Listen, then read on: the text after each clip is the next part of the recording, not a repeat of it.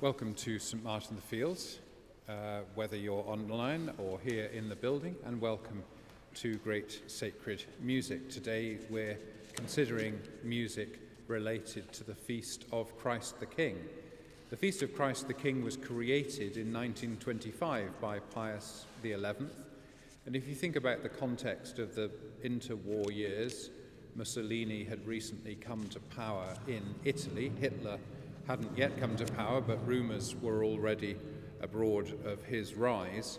And Christ the King is a feast that recognises where true sovereignty lies. You may have heard of the Baumann Declaration, 1934, partly authored by Dietrich Bonhoeffer and Karl Barth. And that was a declaration that the Führer was not the leader, that Christ was the leader. So there's an interesting historical and theological background to the Feast of Christ the King, which was originally celebrated at the end of October and is now celebrated on the last Sunday before Advent, the last Sunday of the Church's liturgical year before it begins again on Advent Sunday. Now I hear you saying, why do we need a Feast of Christ the King if we've already got Ascension Day? That's what you were thinking when you sat down and you saw the theme, wasn't it? You were thinking, we've already got Ascension Day.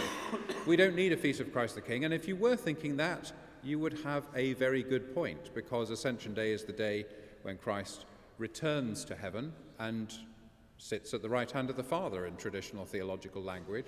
So why do we need a feast that celebrates the fact that Christ sits in glory at the right hand of the Father? The answer is, we don't.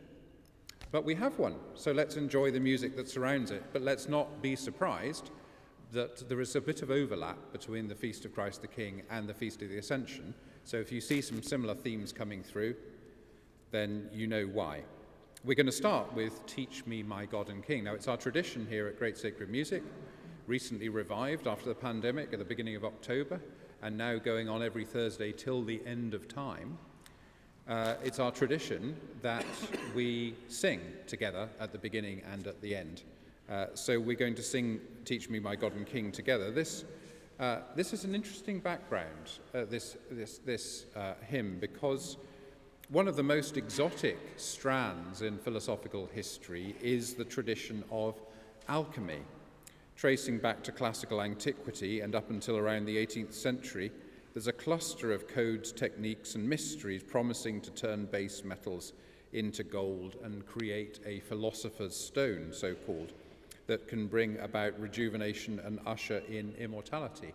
Why does the phrase philosopher's stone sound familiar? Well, of course, we have J.K. Rowling to thank for that. She picked up on this theme in the first of her Harry Potter books. But, of course, it traces back in liturgical language to George Herbert in the 17th century in this poem, The Elixir, where he says, "All our endeavours are transformed when we say three simple words, for thy sake." If we realize everything we do is an act of worship to God, it's like looking not just at a window, but through a window to the heavens beyond. It's an overnight change from physics to metaphysics.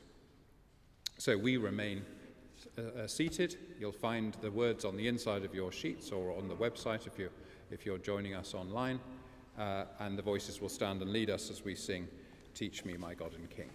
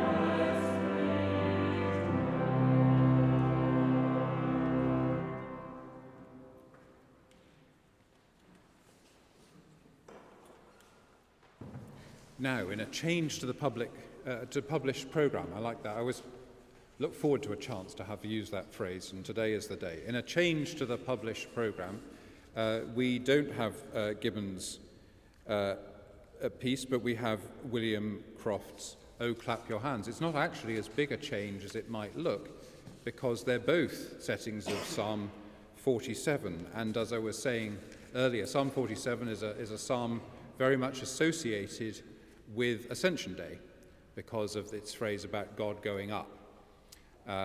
There's not that much much text in Scripture that works for Ascension Day, so you get a lot of Psalm 47 on Ascension Day. So the three or four most familiar settings come to be very familiar. William Croft, if his name sounds vaguely familiar, he was an English composer, organist and choir master. He studied at the Chapel Royal, later became organist at Westminster Abbey, best remembered for the tune St Anne, named after St Anne, Soho, just across the road, our neighbouring parish, which is the tune for O God, Our Help in Ages Past. So you might see his name at the bottom of pages of orders of service.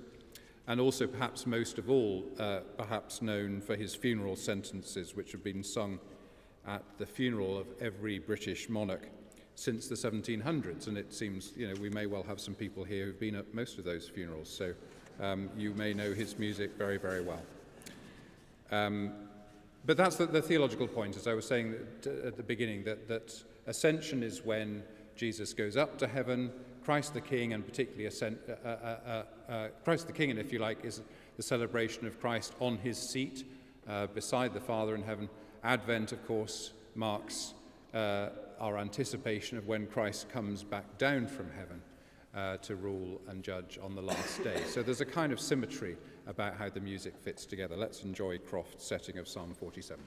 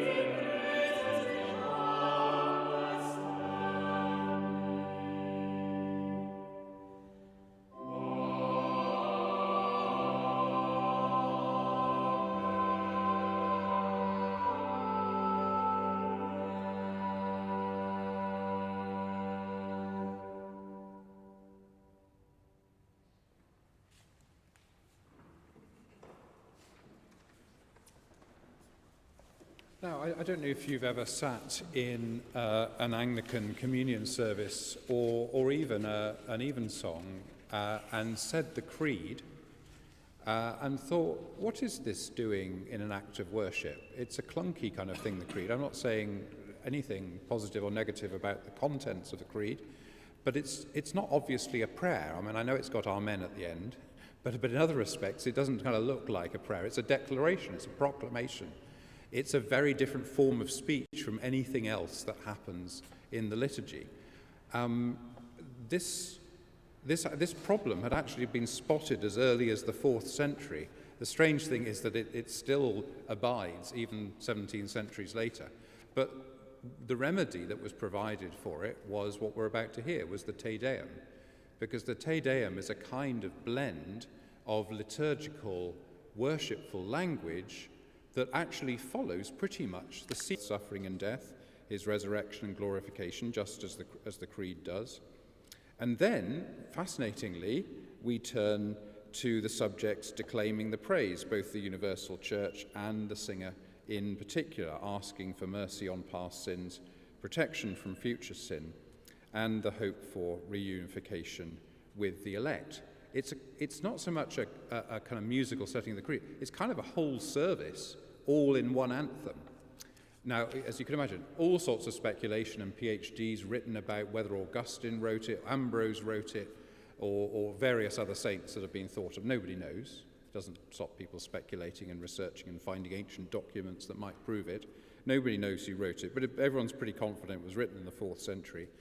But it has taken off as a piece of Anglican liturgy because of its role, particularly in the Matins service. So Stanford wrote no fewer than 3 settings of the Te Deum, and we're going to hear the first one now that he wrote, written in 1879.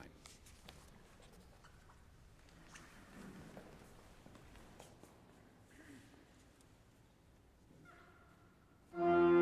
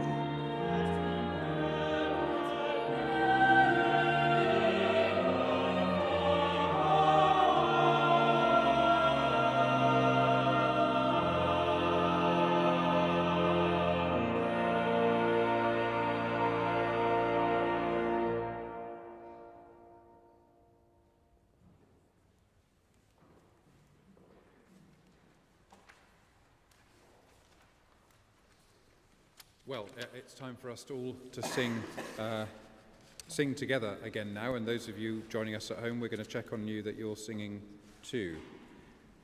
We're going to sing King of Glory, King of Peace, George Herbert. Why is George Herbert just the best? Well, you can find out by enjoying the wonder of this poem, which has become a well-known hymn. It's originally known as Praise To. He wasn't particularly exciting in the choice of some of the titles for his poems. But what does it do? It starts with a problem. How can I be sure that God's love will go on forever? That's the subject of the first verse. The second verse is about God's love may go on forever, but my sin may prevent me from receiving that love. And then once that's been resolved in the second verse, how can I most appropriately celebrate that, given that I can't encompass heaven as God would deserve? I can do so in my heart.